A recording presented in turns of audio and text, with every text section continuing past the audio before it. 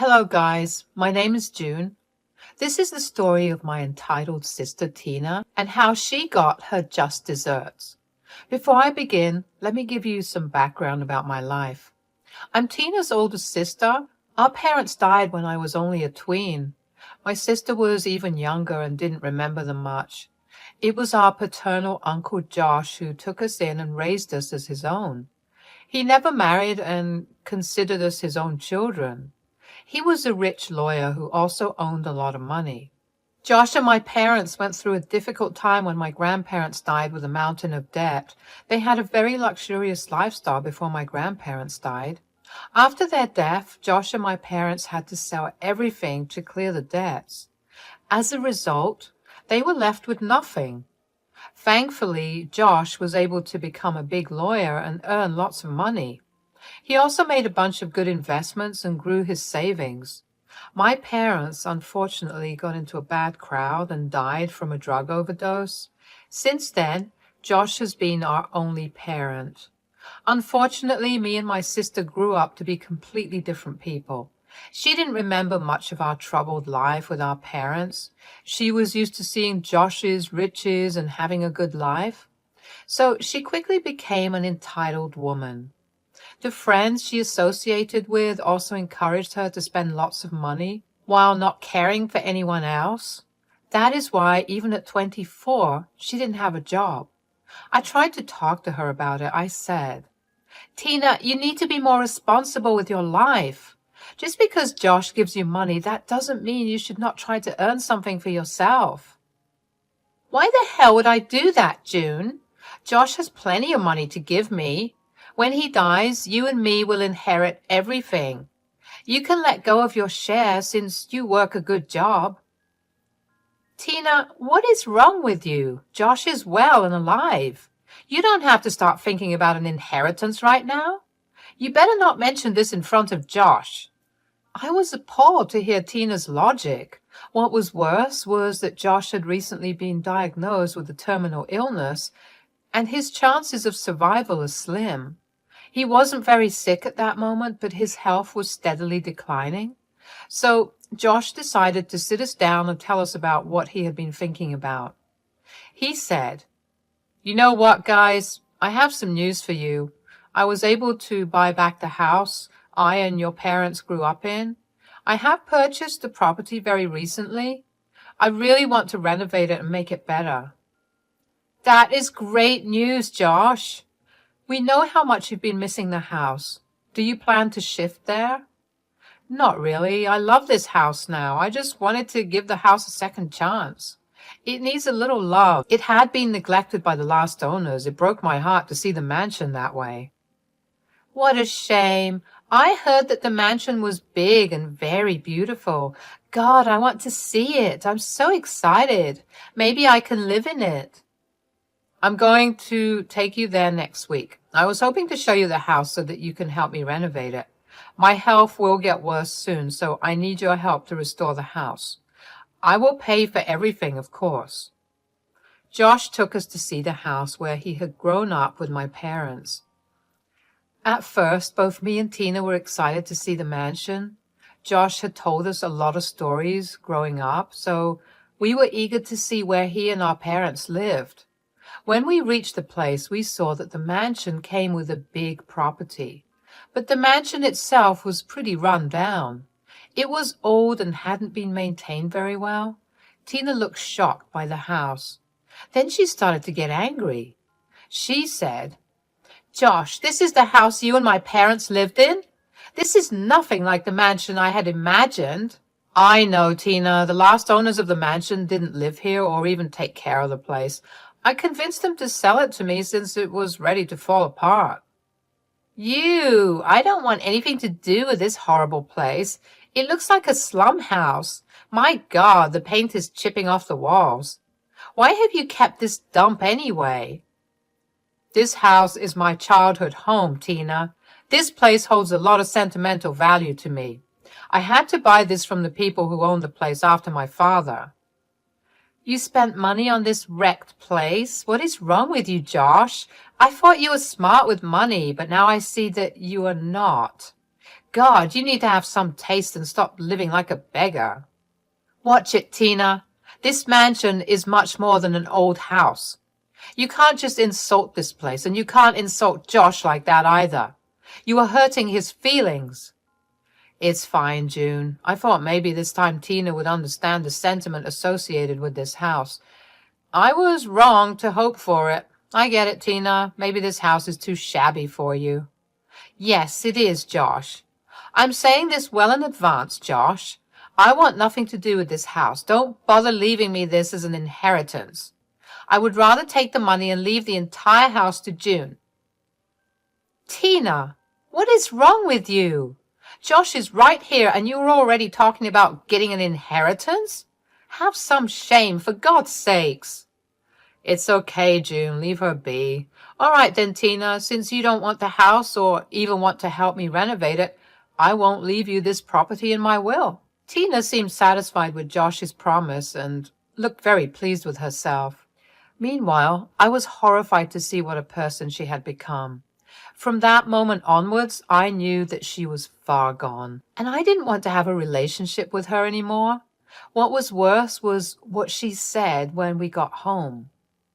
Tina said, "So, since Josh has laid out his will in words today, I guess we won't argue about who gets what. I don't want you coming after me when that old house gives you very little money." Don't worry, Tina.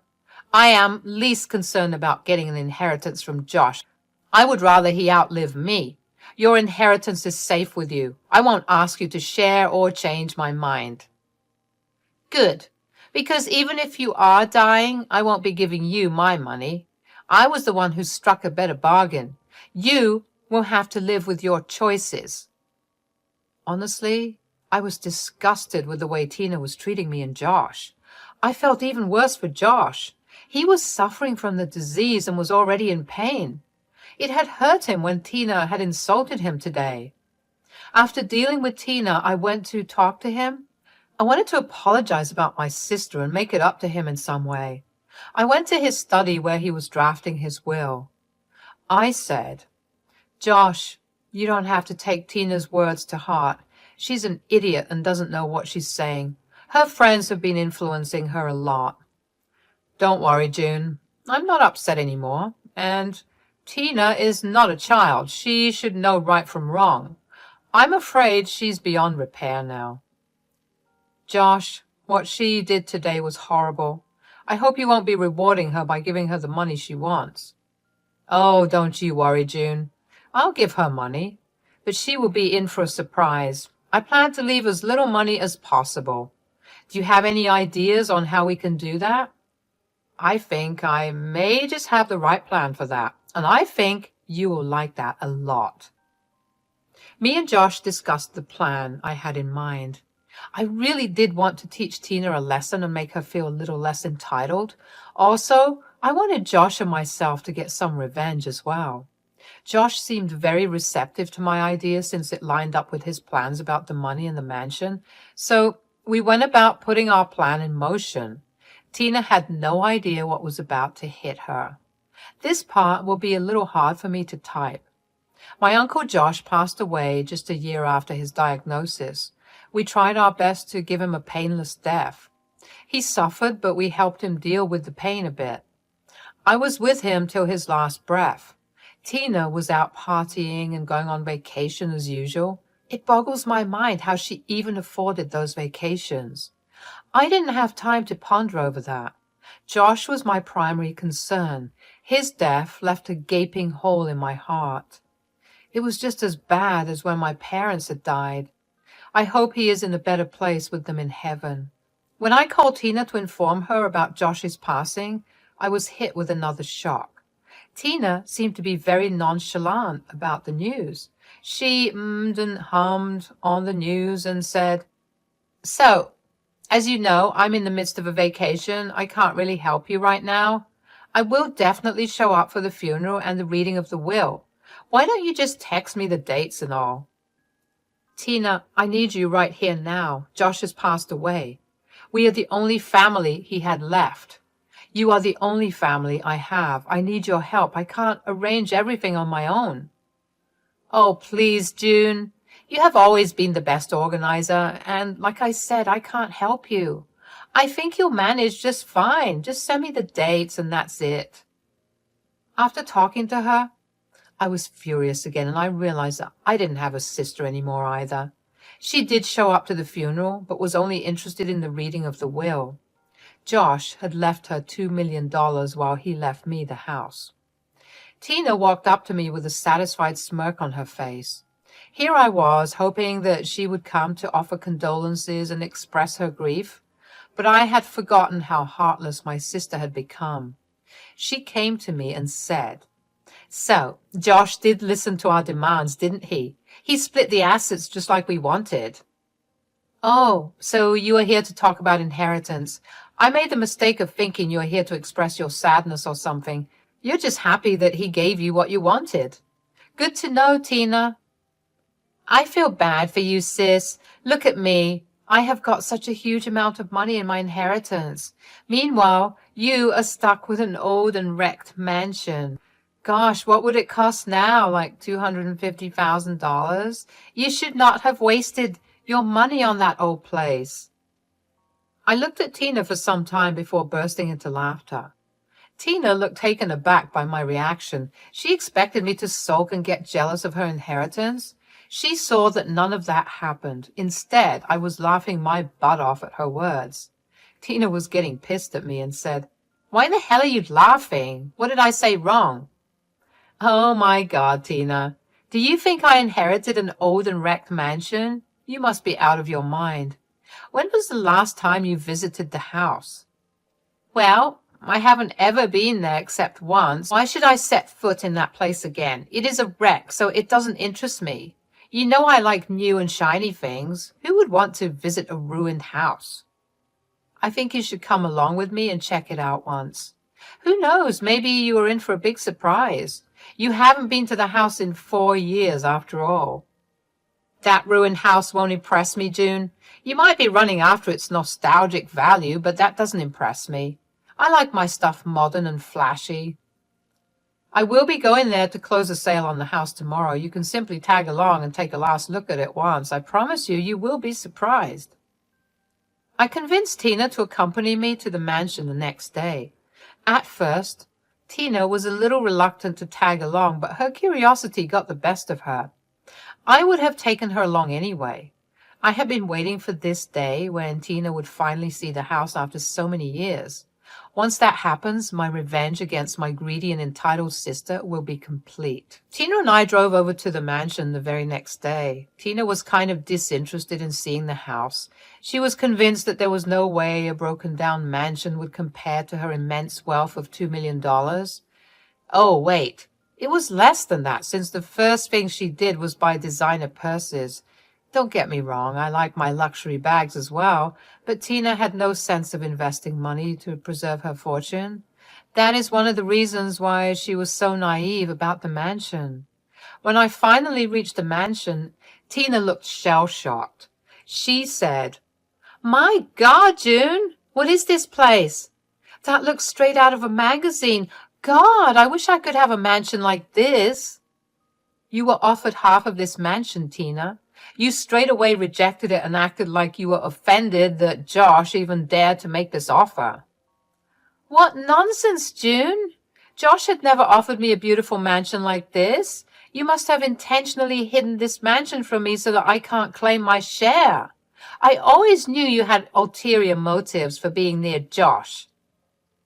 Your mind really does think in the worst way possible. I guess me and Josh failed to turn you into a decent human being. Anyway, you have been to this mansion before, Tina. I didn't hide anything from you. This is our grandfather's old house, the one you called wrecked and old. "No, that is impossible. It was in ruins when I saw the mansion. It had a horribly overgrown lawn with paint chipping off all over. It didn't even come close to this place." I looked at Tina to take in her stupidity in full form. When Tina was slowly becoming a horrible woman, I was hurt to lose my sister.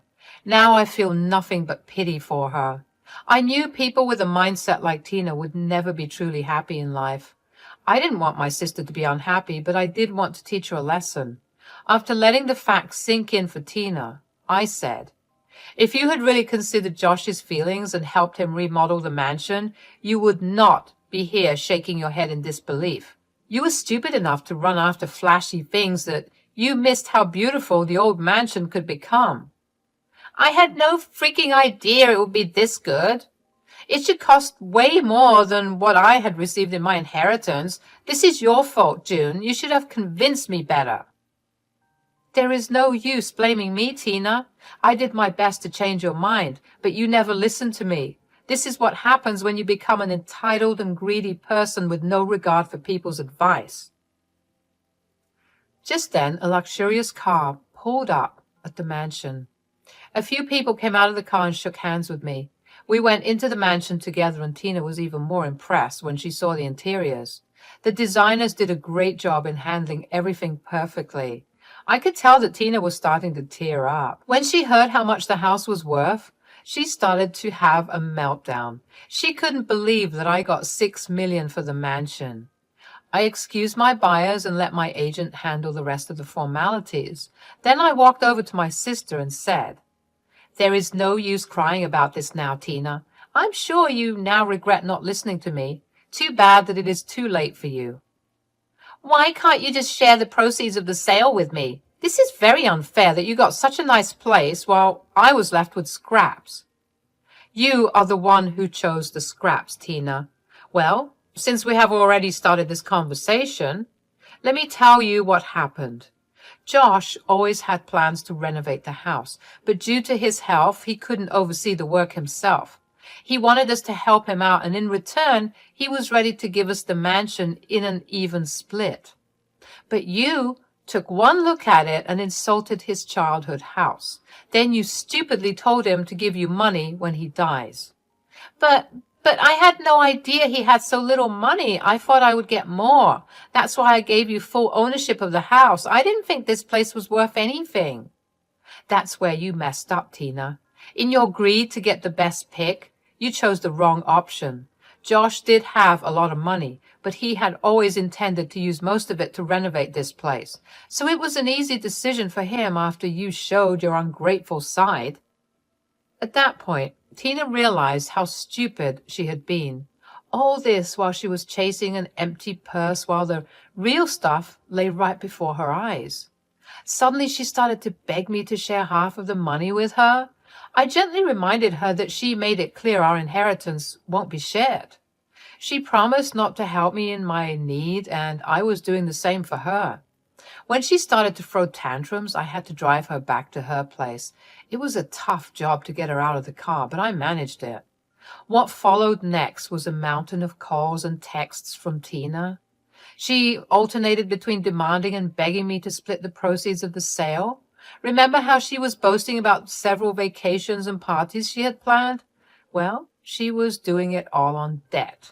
Now that she has received her inheritance, the debtors were pestering her for the money. You won't believe it, guys, but this woman has a debt of $1 million with $50,000 on credit card dues. I was stunned to hear the figures. Turns out she had been having a luxurious lifestyle for the past year in the hope that she would get a big inheritance. She had no idea that the numbers would be so low for her. Now she didn't know what to do with the debts she collected. Tina was left with very little money after she had to pay off her debtors. She tried her best to live a life on the remaining money. Yes, she still didn't want to work. It lasted her 2 years before she was back begging at my door. I again reminded her of our deal and shut the door in her face. I have no idea where she is or what she's doing. She never cared about me and used me for her needs. There was no way I was keeping any contact with her. If you want to know about my life, let me tell you. I bought a beautiful but cozy bungalow with some of the money. The rest I invested in various things, as Josh had told me. I'm doing very well for myself and still work because I don't want to meet the same end as Tina under any circumstances. Also, I'm now engaged and all set to marry next fall. Wish me luck so that I can start my new life with lots of love and happiness.